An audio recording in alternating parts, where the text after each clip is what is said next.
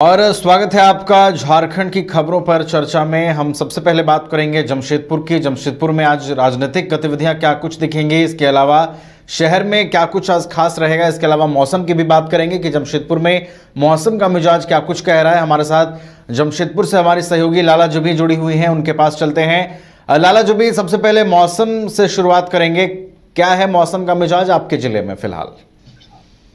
बिल्कुल अभी जमशेदपुर में आज क्या रहेगी हलचल, तो सबसे पहले मैं शुरुआत करती हूँ मौसम से। तो मौसम जो है जमशेदपुर में लगातार जो कल से बारिश हो रही है और बारिश की वजह से अब जो है लोगों को काफी दिक्कतों का भी सामना करना पड़ रहा है। जहाँ पे देखा जा रहा है कि पहले तो यहाँ पर मानसून सक्रिय नहीं हो पा रहा था, लेकिन जब मानसून सक्रिय हुआ है तो उसके बाद जो है अब लोगों की परेशानियां भी लेकर के आया है। कहा कि कई जगहों पर देखा जा रहा है कि जमशेदपुर के कई यानी बागबेरा इलाके में हुआ, टाटा नगर के यानी पिगमेंटेशन गेट के सामने, तो ये सभी जगहों पर जो है जल जमाव की जो स्थिति बन गई है, जिसकी वजह से लोगों को काफी परेशानियों का सामना करना पड़ रहा है। क्योंकि स्टेशन की तरफ जाने वाले यानी परसुड़ी जो हुए और जो रेलवे स्टेशन की तरफ जा रहे हैं वहां पर से लोगों को काफी दिक्कतों का कल सामना करना पड़ा। लगातार जो है यहाँ पे बारिश होती रही, जिसकी वजह से जो पिगमेंटेशन गेट के सामने जो है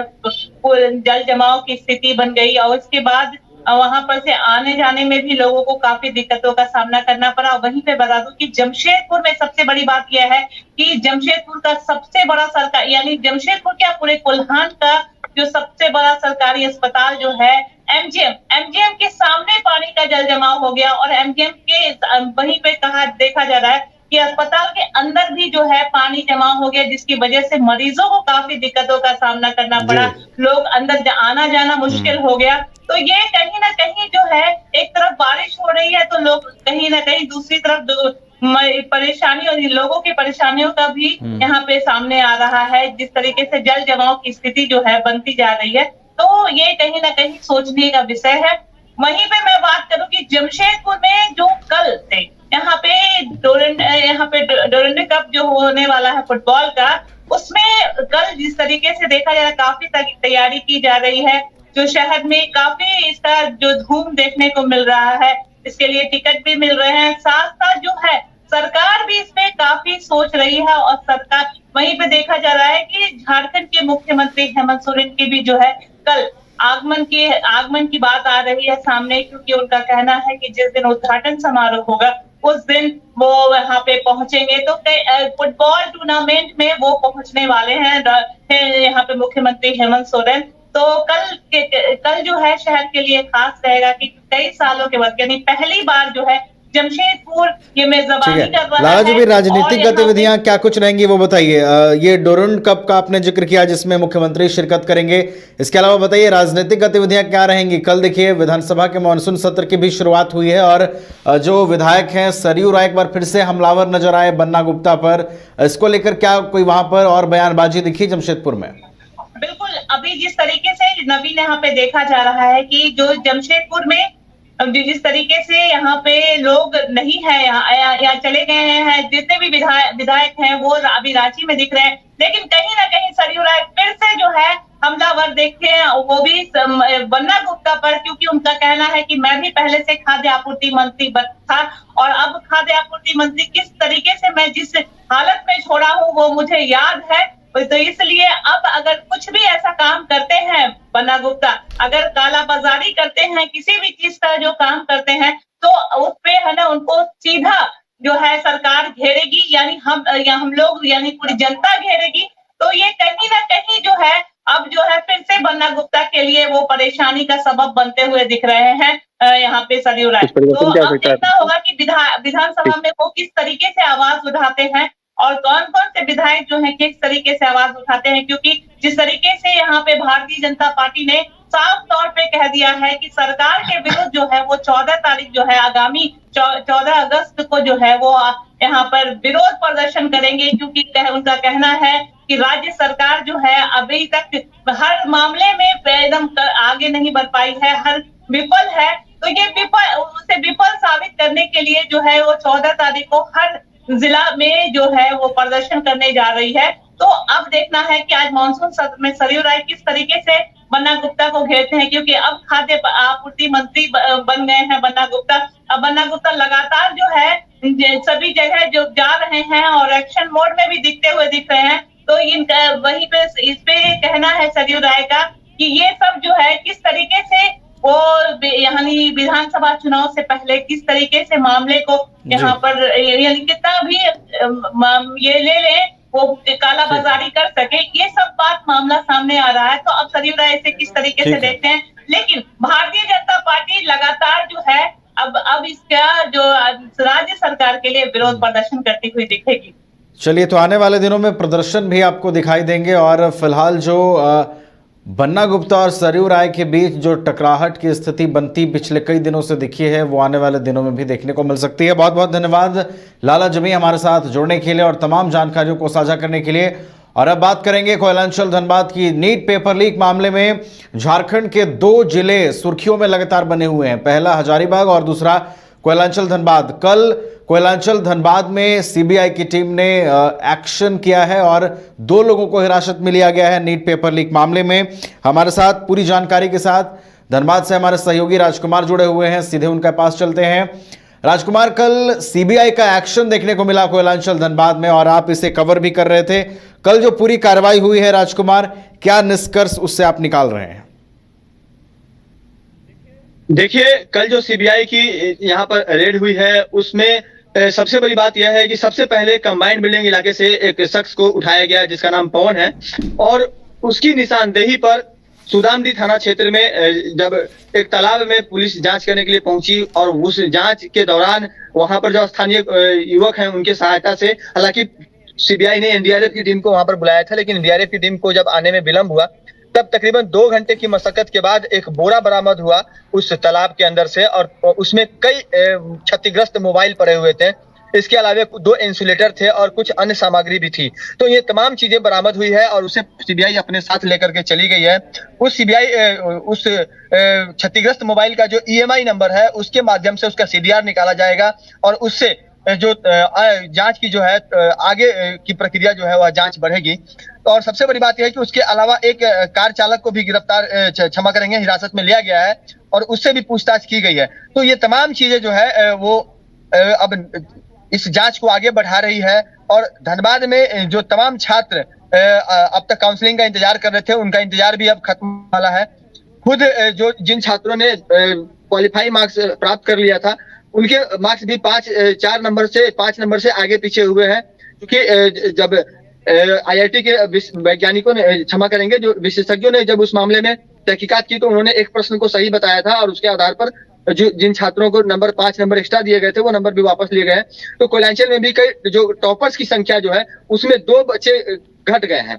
इसके अलावा अगर हम बात करें सीबीआई जांच की तो कल की जो जांच टीम थी उसको धनबाद की जो सीबीआई टीम है वो भी सपोर्ट कर रही थी और खुद सीबीआई एसपी उनके साथ में थे और जो स्थानीय सुदामडी थाना क्षेत्र की पुलिस है वो भी वहां पर पहुंची हुई थी। आम लोगों को सीबीआई के नजदीक नहीं आने दे रही थी, पत्रकारों को भी वहां जाने से रोका गया और टीम जो है दोनों लोगों को लेकर के जो सामान बरामद हुए थे उन तमाम चीजों को लेकर के पटना प्रस्थान कर गई। तो आपको बता दें कि इस मामले में अब तक धनबाद की अगर बात करें तो कुल 3 गिरफ्तारियां पहले हो चुकी थी। अमित नामक शख्स की पहचान जो है होने के बाद भी वो अभी तक पुलिस या सीबीआई की गिरफ्त से बाहर है। तो अमित को जब सीबीआई अपने हिरासत में ले लेगी तब बहुत कुछ और क्लियर हो पाएगा। लेकिन इससे पहले आपको बता दें कि कल जिन लड़कों को गिरफ्तार किया गया या उठाया गया उनकी मां जो है वो सीबीआई के स्थानीय दफ्तर में पहुंची थी और वहां पर उन्होंने कहा कि उनके बेटे को उठाकर लाया गया है। तब उन्हें सीबीआई के अधिकारियों ने बताया कि उन्हें उनके बेटे को उन लोगों ने गिरफ्तार नहीं किया है, नहीं हिरासत में लिया है, बल्कि बाहर से टीम आई हुई थी और उसे अपने साथ लेकर के गई है। तो ये तमाम जो जांच की जो दायरे हैं वो धीरे धीरे आगे बढ़ रहे हैं और इसका जो फायदा है वो कहीं ना कहीं आने वाले वक्त में स्पष्ट और जो चरित्र एक तरह से कहा जा सकता है कि पारदर्शी परीक्षा को संपन्न कराने में आने वाले वक्त में यह देखने को मिलेगा। और सीबीआई अगर पूरे मामले में दूध का दूध और पानी का पानी कर देती है, जो लोग इस मामले से जो सॉल्वर गैंग से जुड़े हुए हैं, जिन लोगों के द्वारा ऐसे बच्चों को पास करवा दिया जाता है जो उसके काबिल नहीं है, उन लोगों पर लगाम लग सकेगी और तमाम जो सॉल्वर गैंग है वो भी सीबीआई के गिरफ्त में होंगे, उनके ऊपर भी कार्रवाई हो सकेगी। और सीबीआई की जो टीम है जांच को आगे बढ़ाते हुए आने वाले वक्त में अन्य लोगों को भी हिरासत में ले सकती है। अगर बता दें आपको तो तकरीबन 36 लोगों को अब तक गिरफ्तार कर चुकी है सीबीआई इस मामले में। और सुप्रीम कोर्ट में इसकी हेयरिंग भी चल रही थी और उसमें फैसला भी आ गया है कि अब रीनीट की परीक्षा नहीं होगी, जो रिजल्ट आ गए हैं उसी से काउंसलिंग की प्रक्रिया शुरू होगी। जी नवीन। चलिए, तो नीट पेपर लीक मामले में लगातार सीबीआई की टीम कार्रवाई कर रही है राजकुमार, और आपने जो बताया कि सॉल्वर गैंग और मास्टरमाइंड जो इस पूरे पेपर लीक प्रकरण के पीछे हैं उन तक पहुंचने की कोशिश है, उस नेक्सस को तोड़ने की कोशिश है, जो नेक्सस लगातार कई जिलों में सक्रिय रहा है और छात्रों से संपर्क बनाता रहा है, और फिर उसके बाद पेपर लीक की इस बड़ी वारदात को कह सकते हैं कि अंजाम दिया गया। इतने बड़े पैमाने पर पहली बार नीट पेपर लीक मामले में हेरफेर हुई। ये तो नीट की हम बात कर रहे थे राजकुमार, इसके अलावा आज क्या कुछ बड़ी गतिविधियां दिखेंगी आपके शहर में? देखिए नवीन, अगर हम धनबाद कोयलांचल की आज बड़ी गतिविधियों की बात कर लें तो जाने माने भोजपुरी सिंगर जो है लोक गायक हैं भरत शर्मा व्यास, वो पिछले दिनों धनबाद जेल में उन्हें जेल की सजा हुई थी। 2 वर्ष की सजा पर उन्हें जेल जाना पड़ा था और उसके बाद तबीयत खराब होने की वजह से उन्हें धनबाद SNMMCH में रखकर उनका इलाज कराया जा रहा था।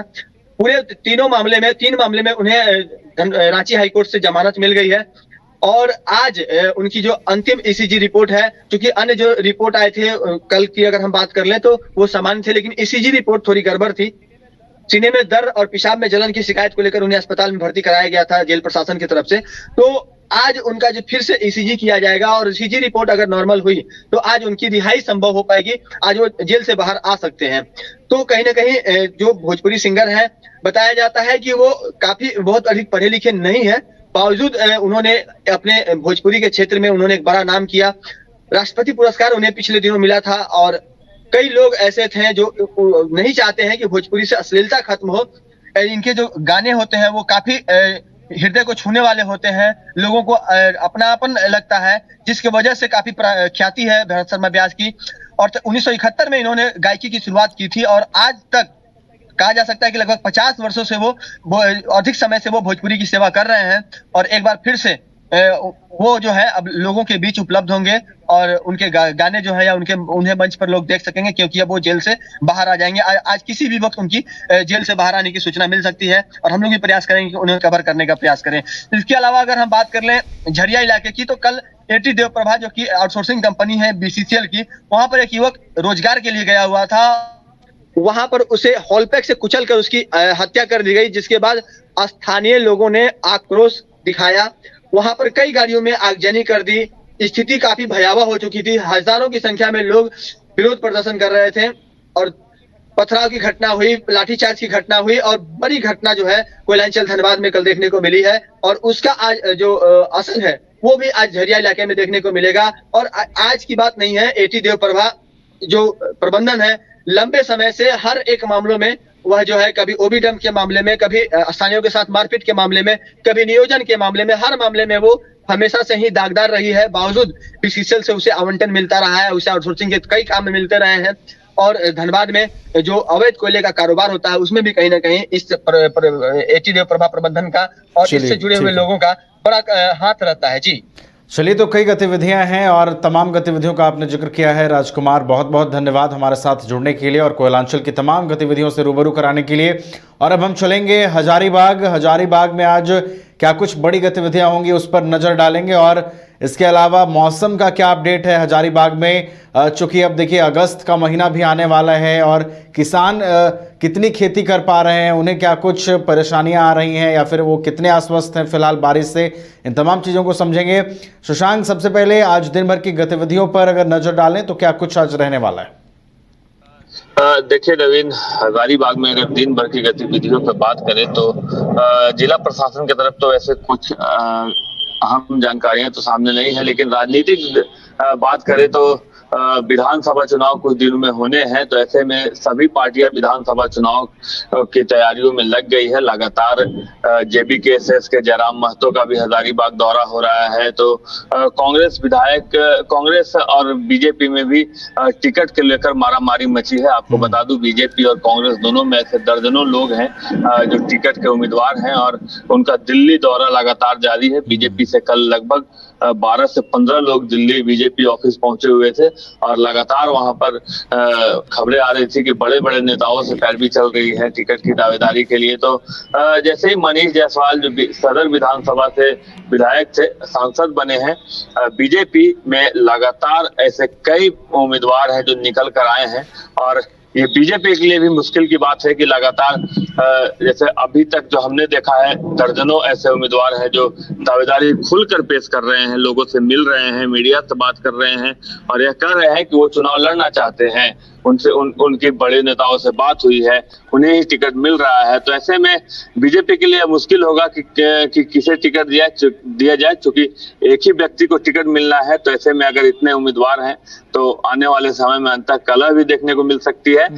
लगातार सभी पार्टियों के नेताओं का दिल्ली दौरा हो रहा है। अगर कांग्रेस की बात करें तो कांग्रेस में भी कई उम्मीदवार हैं जो दिल्ली जा रहे हैं, लोगों से मिल रहे हैं। यहाँ भी छोटी छोटी पार्टियों से लेकर सभी चीजों में शामिल हो रहे हैं, जनता के बीच जा रहे हैं, जनता से मिल रहे हैं। तो दोनों ही पार्टियों में कई उम्मीदवार हैं और दोनों ही पार्टियों के लिए यह मुश्किल होने वाला है कि किसे टिकट दिया जाए, क्योंकि टिकट किसी एक को मिलना है और ऐसे में कई लोग नाराज हो सकते हैं, निर्दलीय चुनाव लड़ सकते हैं। तो इस अंतः कलह से बचने के लिए पार्टियां क्या उपाय निकालती है, ये भी देखने वाली बात होगी। नवीन, बिल्कुल। तो विधानसभा चुनाव को लेकर, टिकटों को लेकर अभी से जो तमाम समीकरण हैं वो बनने शुरू हो गए हैं और चाहे वो आप भारतीय जनता पार्टी की बात करें या फिर कांग्रेस की बात करें, सभी ओर से अपनी अपनी दावेदारियां जो हैं वो पेश करने की कवायद भी देखने को मिल रही है। शशांक, मौसम का अपडेट ले लेते हैं। मौसम का मिजाज क्या कुछ है? क्या किसान आश्वस्त हैं फिलहाल जो बारिश हुई है उस बारिश से? देखिए, इधर 2 दिनों से अगर हजारीबाग में बात करें तो रुक रुक कर और तेज पानी रोज हो जा रहा है, जिससे कि किसान खुश तो हैं, खेतों में लौटे हैं। अपने धान के बिछड़े जो उन्होंने लगाए थे, जो तैयार हो गए थे और बारिश के इंतजार में लोग उसका बुआई नहीं कर पा रहे थे। तो ऐसे में जो 2 दिनों से रुक रुक कर हल्की और तेज बारिश हो रही है, इससे किसानों की खुशी लौटी है और खेतों में लौटे हैं, धान के बिछड़े लगाने की तैयारियां की जा रही है। हालांकि अभी भी अगर बात किया जाए तो जितना पानी होना चाहिए था उतना पानी अभी भी हजारीबाग जिले में देखने को नहीं मिला है। लेकिन इधर 2 से 3 दिनों में जो मानसून है वो अपना दबाव क्षेत्र इस क्षेत्र में बनाए हुए है। अभी भी थोड़ी देर पहले बारिश हो रही थी हजारीबाग में और अभी मौसम क्लाउडी किए हुए, बादल है, घना बादल है, कभी भी बारिश हो सकती है। तो मौसम की बात करें नवीन, तो किसानों की खुशियां इस मौसम में अभी 2 दिनों से लौटी है। किसान खेतों में लौटे हैं, धान के बिछड़े लगाने की तैयारियां कर रहे हैं। नवीन, बिल्कुल। तो मौसम का मिजाज भी लगातार हजारीबाग में बदल रहा है और आपने जैसा कि बताया कि फिलहाल किसान खुश हैं क्योंकि बीते कुछ दिनों से रुक रुक कर बारिश हो रही है और उनके जो फसल हैं वो भी अब इम्प्रूव दिखाई दे रहे हैं। बहुत बहुत धन्यवाद फिलहाल शशांक हमारे साथ जुड़ने के लिए और तमाम हजारीबाग से जुड़ी जानकारियों को साझा करने के लिए। तो झारखंड की चर्चा में फिलहाल हमारा साथ इतना ही। आप देखते रहिए न्यूज़ 22 को। कमाल करते हो जी, बच्चे घूमने की इतनी जिद कर रहे हैं और तुम हो कि तुम्हें फुर्सत ही नहीं मिल रही। अब इतनी गर्मी में जाए तो जाए कहाँ? इस गर्मी में मस्ती और फन का आ गया है परफेक्ट डेस्टिनेशन, वाइल्ड वादी, जहाँ है water park, bird park, flower park, trampoline park, amusement park, 250 feet लंबा, जिप लाइन और क्रिकेट स्टिमुलेशन का खूबसूरत नजारा। वाइल्ड वादी, 10 माइल चौक, रांची। वाइल्ड वादी यानी अनलिमिटेड फन और अनलिमिटेड मस्ती।